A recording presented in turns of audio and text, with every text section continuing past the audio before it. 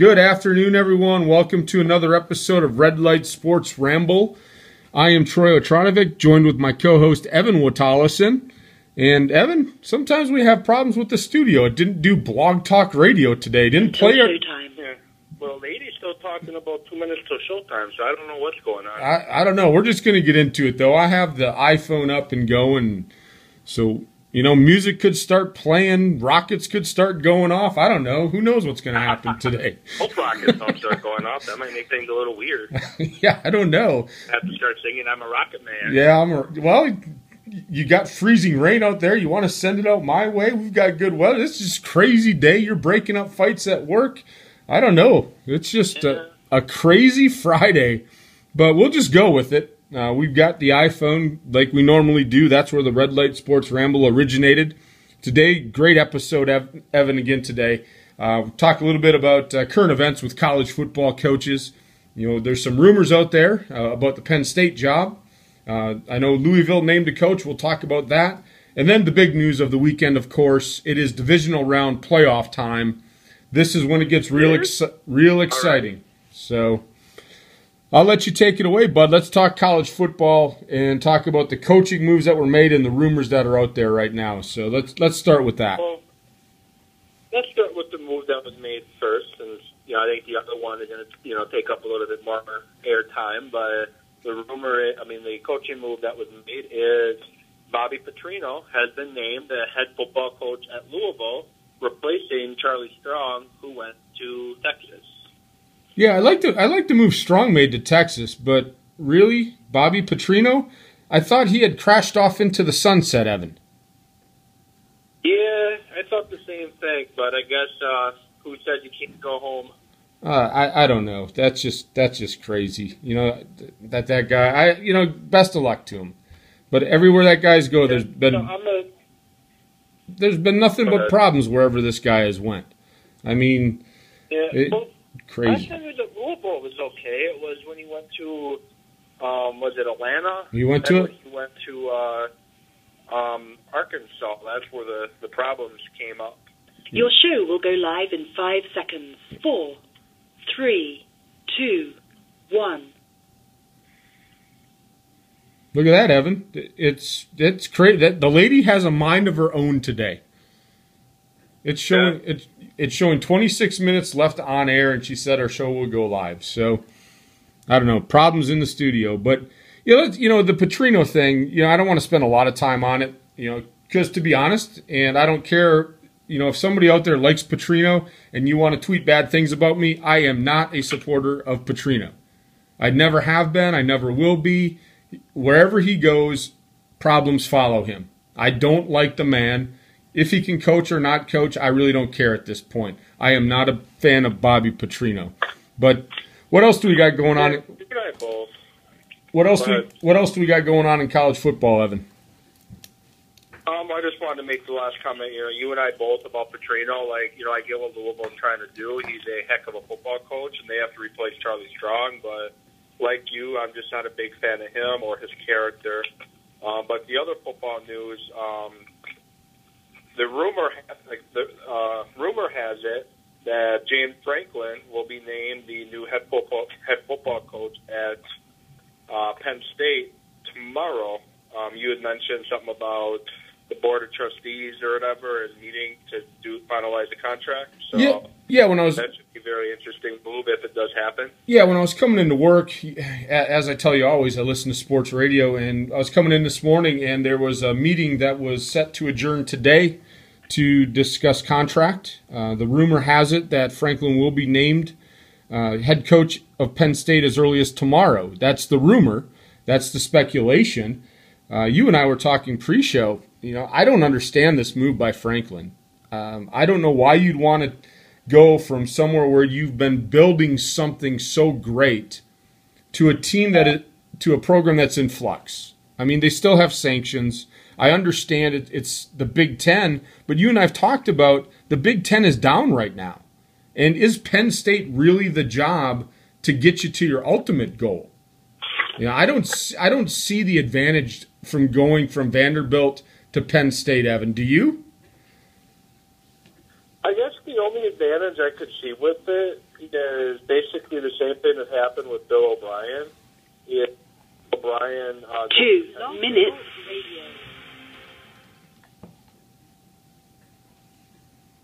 You still there? That happens. I'm still here. I'll tell you what. I think this lady might have been tipping the bottle in the studio. That's running the studio, because she just comes on whenever she wants. But there's not a whole lot we can do about it. We're still on air. But you were saying the advantage the advantage you saw was kind of the same as Bill O'Brien. So expand on that a little bit for the listeners. Yeah, well, Bill O'Brien, he went from, he went from Penn State to,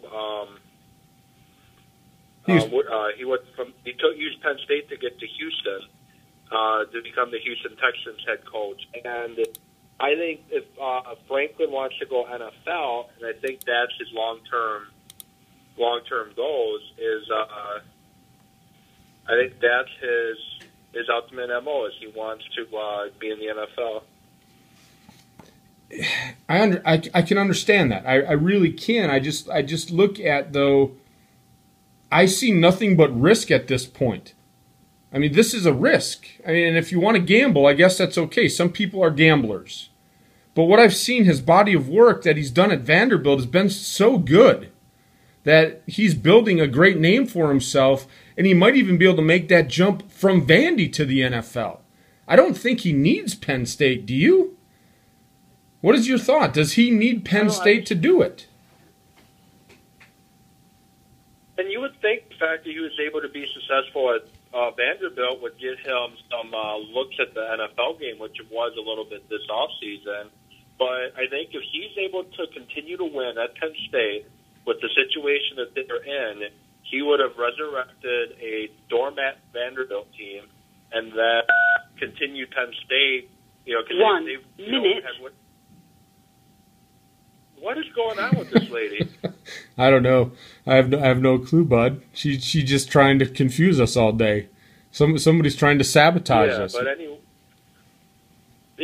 anyway, like I was saying, if he can continue to win at Penn State, now that a lot of the upperclassmen that were still there, as the sanctions are really, really going to be felt in the next couple of years, if he's able to be successful there, he could, have even better resume for an NFL job. And my personal opinion on that is meant for another show, probably our Saturday shows. But I just get annoyed with the job hopping a lot of the Division I football coaches do, and the lack of integrity that they show sometimes. That's for another day. Oh yeah, I just think it gives him an even better resume if he could win at Penn State too.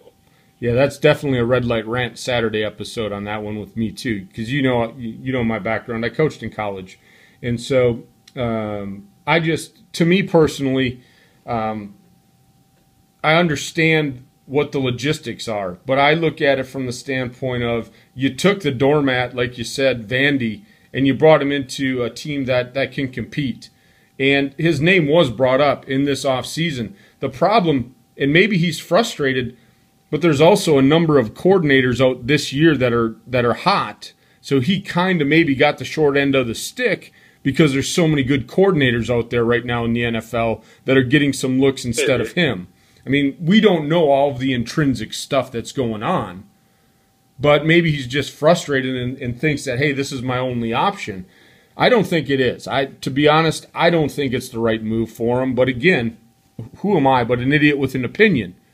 But if he wants to do it, I mean, that's it is what it is. So, but with that said, bud, last comment I'll make on it. He is a Pennsylvania guy, though, too. I believe he's from Philly, and there's not really any programs in Philly that he would even probably snip at. So I think Happy Valley is the closest thing to returning home for him. Yeah, that could be. I mean, there's a lot of stuff that you and I will never know that comes from the inside. A lot of stuff that's not shared out there. So we'll see what happens. We'll see if the announcement comes tomorrow. Maybe it'll come before our Red Light Rant. Who knows? We don't know what'll happen. So one last piece of news in college before we jump to the NFL. Lane Kiffin is expected to be named.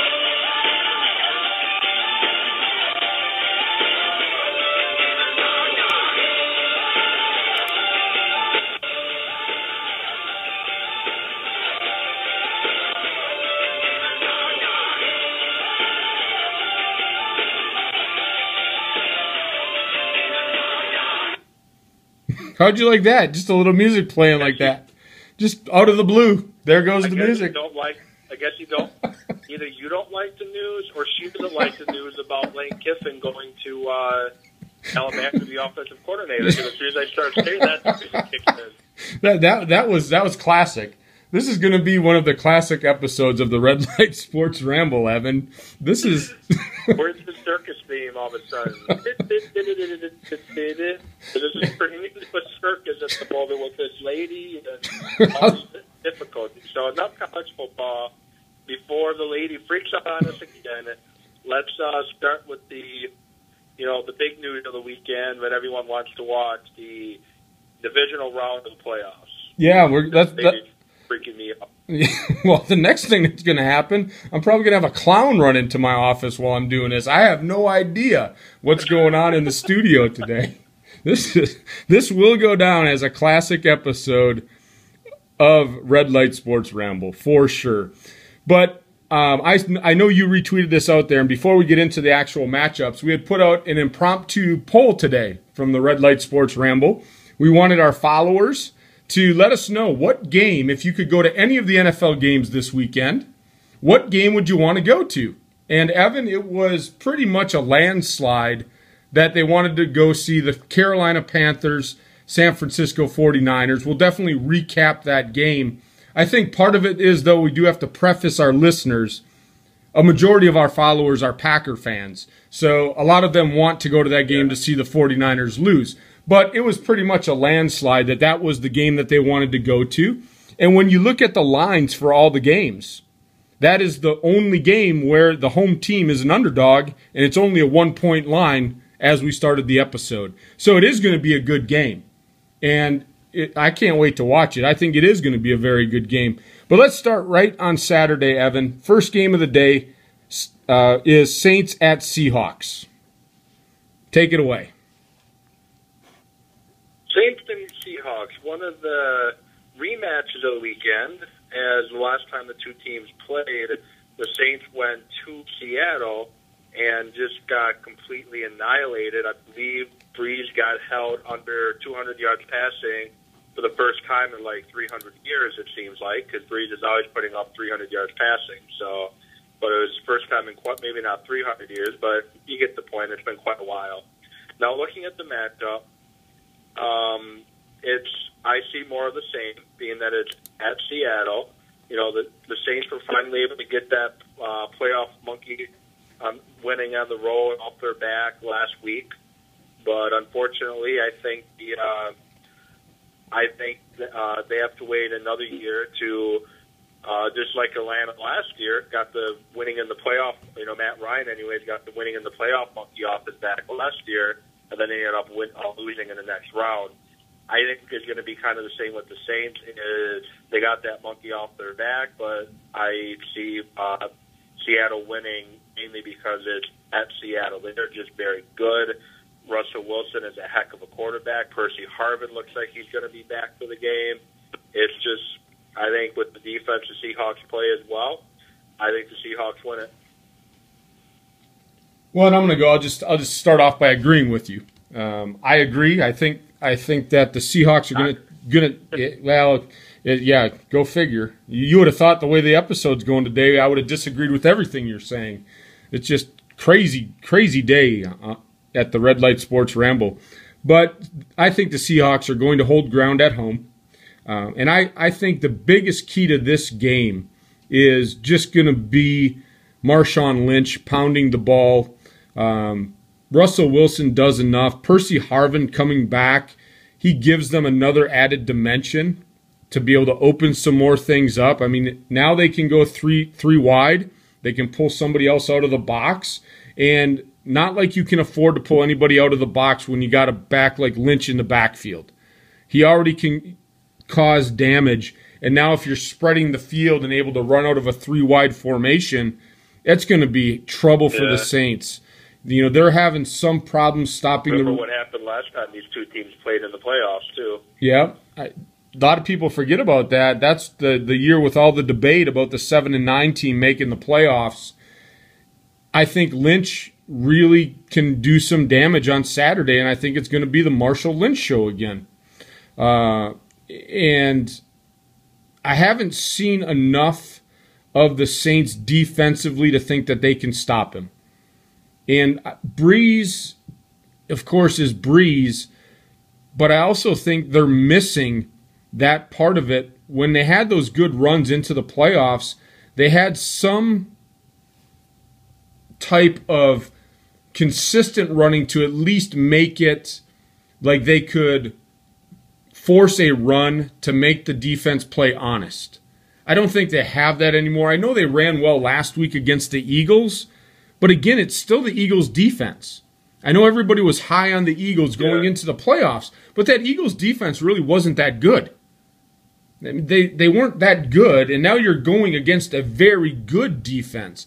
The other thing is that Seattle secondary can play cover 1, they can play cover 2, they can play any type of defense you need them to. They can be physical with the receivers, and they can knock them off their routes. When I was researching the game, Evan, I was going through, and it was Bucky Brooks that had done his assessment, and he had put some stuff on there. They just really disrupted the timing of Breeze and the receivers. Why is that going to change this weekend? They're going to do the same thing, right? And so by disrupting that timing, Breeze is not going to be able to get into a rhythm. I don't think it's going to be a blowout like it was earlier in the year, but I think that the Seahawks are going to take care of business. They're going to shut down Breeze, and Lynch is going to be able to run.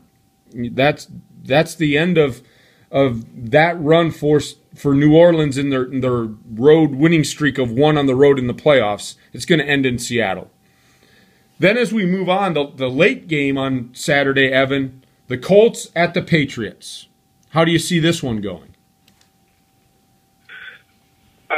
Looking at this matchup, I think the Colts showed last week that they are quite hot. I think that they're going to go on to New England, and I don't think the stage is going to be too big for Andrew Luck. As you know, they're able to have that huge comeback last week.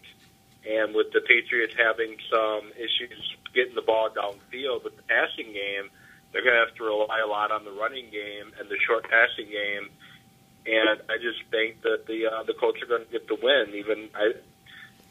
Talib hasn't been playing the greatest lately due to injury, and they're going to need the Patriots are going to need Talib on his best performance to slow down T.Y. Hilton. And I just don't see it happening with the injury issue that he's been having. And I see the Colts going in there and getting the win. But and watch Adam Vinatieri and making the game-winning field goal. That would be something else. Yeah, against his former team, huh? Wouldn't that be something? Yeah. But I disagree with you. I think that Tom Brady, Belichick, this is common ground for them to be able to host a divisional playoff game.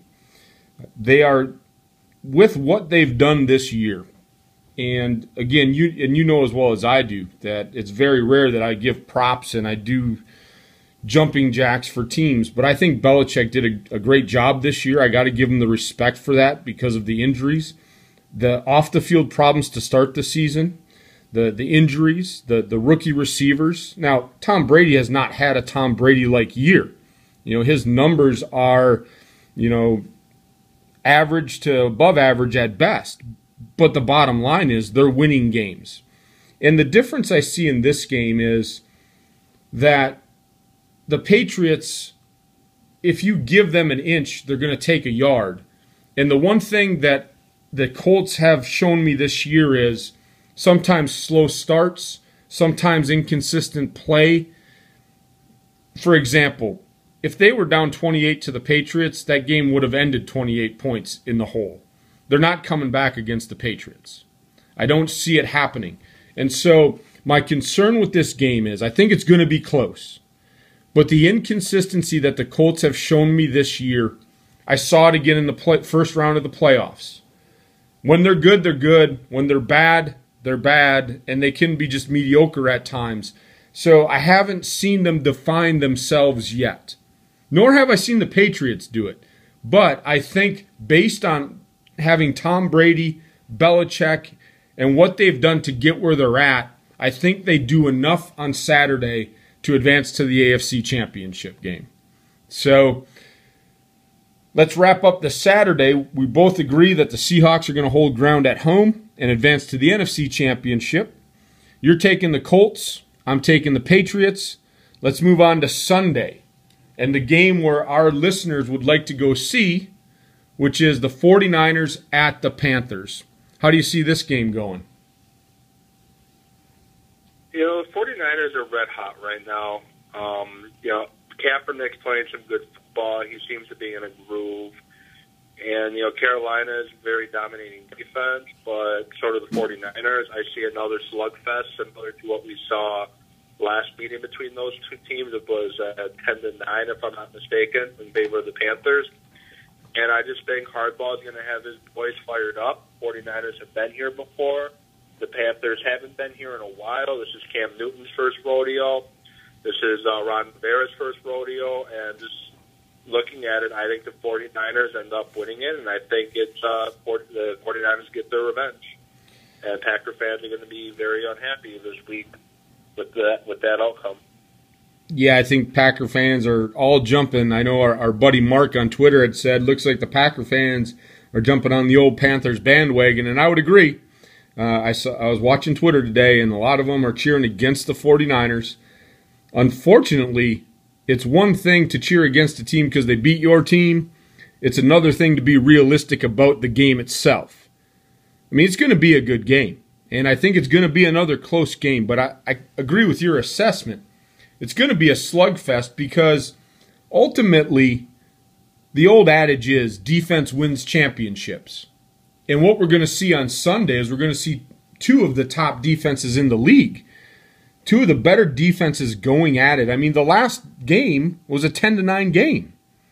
I don't see a lot of that changing. It's going to be punch them in the mouth, tackle them hard, hit hard. It's going to be a very physical game. What I think the key is for this game, Evan, is it's going to be what offense can make that one splash play.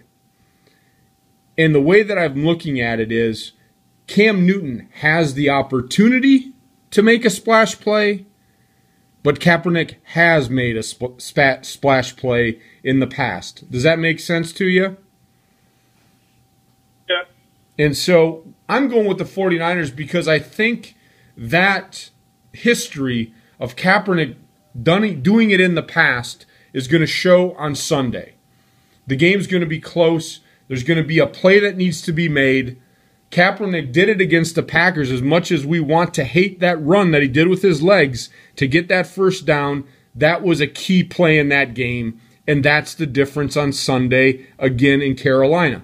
Kaepernick is going to make the play that matters offensively, but in the end, we're going to see a great defensive battle on Sunday. I don't see that game anybody scoring more than 17 points. Now, again, I could be totally wrong. It'd be surprising if it does happen. I don't know. The things that are happening in the studio today, it could be 42-35. Who knows?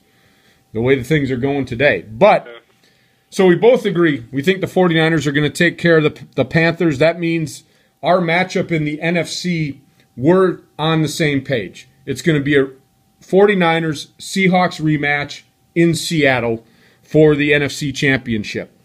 Let's move into the late game on Sunday. Chargers and Broncos, division rivals. They split their games during the regular season, and they're playing for a third time now for all the marbles, so to speak. The winner goes on, the loser goes home. Take it away. What do you think about the Chargers-Broncos game? Well, it's kind of funny. They split their matchup in the regular season, but the Broncos won in San Diego, and San Diego won in Denver. So that was just kind of weird right there. But looking at the matchup, when they played last time, if I'm not mistaken, it was a Thursday night football game. Hey, Charlie, you can correct me if I'm wrong there. It was a Thursday night game. And, yeah, both teams only had a few days to prepare. Peyton Manning had 3 days to prepare for the matchup, and the Broncos with the first round bye, they've had quite a while to prepare for this matchup. I'm sure Peyton Manning, being the student of the game he is, was preparing quite hard during the bye week for any possible matchup he would have. So I'm sure he's been preparing for San Diego now for the last 2 weeks, strictly San Diego now for the last week. And I think Denver gets their revenge. I think Denver knocks off San Diego. I think it's going to not be, it's going to be a high-scoring game, but the final score is not going to be pretty in favor of San Diego. I'm expecting like a 35 or 42 to 28 type game with Denver ending up getting the win. Wow. You're looking for that offensive explosion. Both defenses aren't very good. Well, you know what? And I'll kind of contradict you there on a point, though. And I told you this in the pre-show. I'm disagreeing with you. I think San Diego is going to go back into Denver, and I think it's twice in one show. That I'm telling you, it's crazy day. That's why she's freaking out. Probably. I had to look at the date. I had to make sure it wasn't Friday the 13th. I checked. It's only the 10th. It's not the 13th, so we're good there. But maybe it's because I disagreed with you twice. But when I was doing research for this, Evan, the Broncos averaged 37.9 points per game. Just an unbelievable offense, right? Peyton Manning broke the touchdown pass record, the yardage record, just putting up phenomenal numbers. They've been held below 30 points 3 times this year. Once against the Chiefs, and the other 2 times were against the Chargers. And one of those was a 28-20 win by San Diego. So I think Mike McCoy has put a defense together that can stop Peyton Manning. I think they have a lot of confidence. And I was telling you before, there's always that team that seems to be hitting their stride when they make the playoffs. When I look at all the teams left, I think for the divisional round, the Chargers are that team that is probably hitting their stride. I listened to Phillip Rivers' press conferences. He seems calm, confident. I don't think this team is afraid to go to Denver. They've already won there. Like you said, they split at each other's house, and they've stopped Peyton Manning before. So I think when you look at devising that game plan, they kind of have found a way to slow that offense down. Now, the X factor here, though, could be whether or not San Diego is going to be fully healthy at running back. Because if they can't run the ball against Denver, they're not going to be in the game. 90 seconds. So that is what is going to be the key here. But I think San Diego goes into Denver, and I think that is my big upset of the week. Chargers over the Broncos. So we've totally disagreed in the AFC. And so to wrap up the AFC, you have the Colts versus the Broncos, and I have the Patriots. Yeah, I think it's a great matchup. And I have the Patriots versus the Chargers. So we're good on one side, totally against each other on the other side. I mean, just the way the crazy day's been going. But with that said, Bud, I'll let you wrap the show up. I know tomorrow we have the Red Light Rant. I'm excited for that. You'll be running the studio. But you can go ahead and wrap the show up, Bud. Well, make sure to listen tomorrow to the Red Light Rant. As I mentioned, I think it was Monday of this week or sometime earlier this week. The weeks kind of blended together. My rant, I have a bone to pick with Ted Thompson, and I'm going to explain why on the rant tomorrow. So give it a listen. Yeah, and with that said, everyone, enjoy the weekend. Enjoy the NFL Divisional Playoffs. We'll see you at the next red light. 10 seconds. Have a great day.